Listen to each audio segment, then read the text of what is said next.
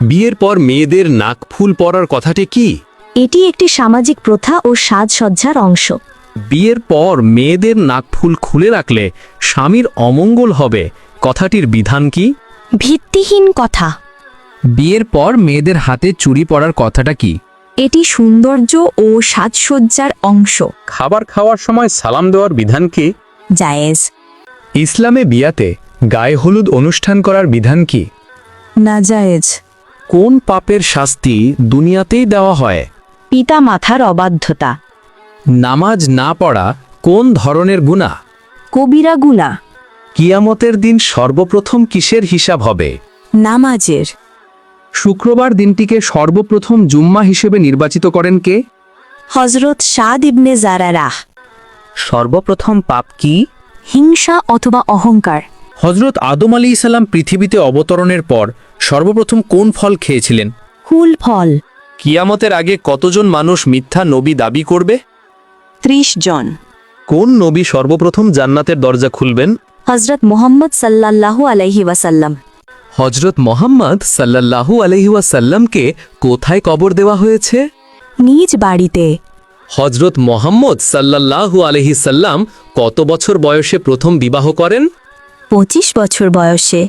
মৃত্যুর সময় হযরত মুহাম্মদ সাল্লাল্লাহু আলাইহি সাল্লামের বয়স কত ছিল? 63 বছর।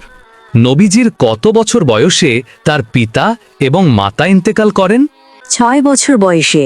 পীর শব্দের অর্থ কি? পথ প্রদর্শক বা গুরু। বাউল শব্দের অর্থ কি? পাগল বা উন্মাদ। শরীয়ত শব্দের অর্থ কি? পথ বা জীবন পদ্ধতি। তরিকত শব্দের অর্থ কি? পদ্ধতি, নিয়ম বা পথ। মারিফত শব্দের অর্থ কি? আধ্যাত্মিক জ্ঞান।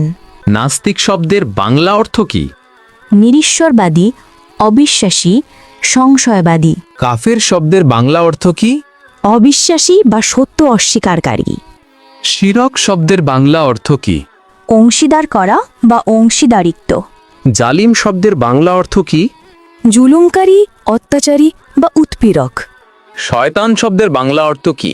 ইবলিশ বা দুর্বৃত্ত ব্যক্তি। ফজরের নামাজ পড়লে কি উপকার হয়? শরীরের সৌন্দর্য বৃদ্ধি হয়। জোহরের নামাজ পড়লে কি উপকার হয়? রিজিক বৃদ্ধি হয়। আসরের নামাজ পড়লে কি উপকার হয়? সুস্থতা বৃদ্ধি করে। মাগরিবের নামাজ পড়লে কি উপকার হয়? চিন্তা মুক্ত করে। এশার নামাজ পড়লে কি উপকার হয়? এনে দেয় শান্তির ঘুম। বিসমিল্লাহ শব্দের অর্থ কি? মহান আল্লাহর নামে শুরু করছি। আলহামদুলিল্লাহ শব্দের অর্থ কি? সকল প্রশংসা আল্লাহ তাআলার। মাশাল্লাহ শব্দের অর্থ কি? মহান আল্লাহ যেভাবে চেয়েছেন। সুবহান আল্লাহ শব্দের অর্থ কি?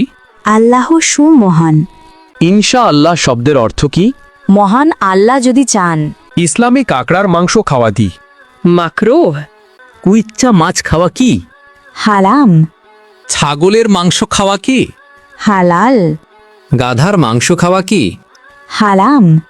মুরগির মাংস খাওয়া কি? হালাল।